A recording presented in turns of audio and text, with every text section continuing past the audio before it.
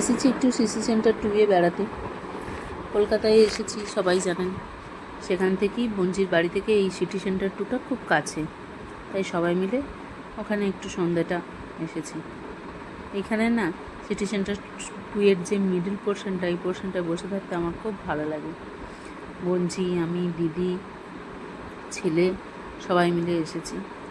এই যে এই জায়গাটা যতবারই আসি ততবারই এইখানটা বসে থাকতে আর কিছুটা সময় কাটাতে আমার খুব ভালো লাগে, তাই প্রত্যেকবারই এই সেন্টারটায় একবার আসি, মলটায় একবার ঘুরতে।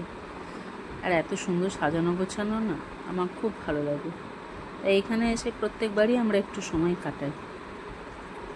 ছেলের আবদারে পুরো মলটাই একবার ঘুরে দেখা। আগেও অনেকবার এসেছি, কিন্তু তবুও মা, দিদি এরা তো আসেনি, তাই এদেরকে নিয়ে একবার পুরো মলটাই ঘুরে দেখানো। সব মিলিয়ে বেশ ভালোই কাটলো। আর শেষে ছেলের এই যে আইসক্রিমের ম্যাজিক দেখানো, এটা চলছে। ওর আবদার, অনেক সময় ফোনেতে দেখে, তাই ওর আবদার যে মা এটা আমি করব।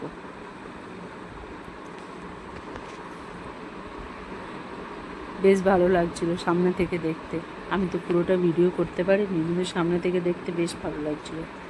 অনেক দিনের শখ পূরণ হলো। আর আইসক্রিম তো আমার ফেভারিট জিনিস। দুধটা দেখলে আমি যেন নিজেকে সামলাতে পারি না, সেটা যেরকমই আইসক্রিম হোক। শেষে রাত্রের ডিনার সেরে একবারে বাড়ি, যে যার গন্তব্যস্থল। এখানে আগেও একবার এসেছি। পুরনো জায়গাগুলো দিয়ে যখন যাই, অনেক স্মৃতি, অনেক পুরনো কিছু মুহূর্ত মনে পড়ে।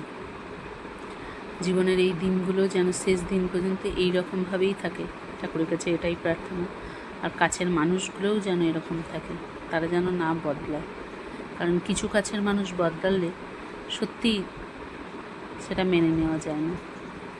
তাই এইরকমভাবেই যেন জীবনের শেষ দিনগুলো, শেষ মুহূর্ত পর্যন্ত সবাই একসাথে থাকতে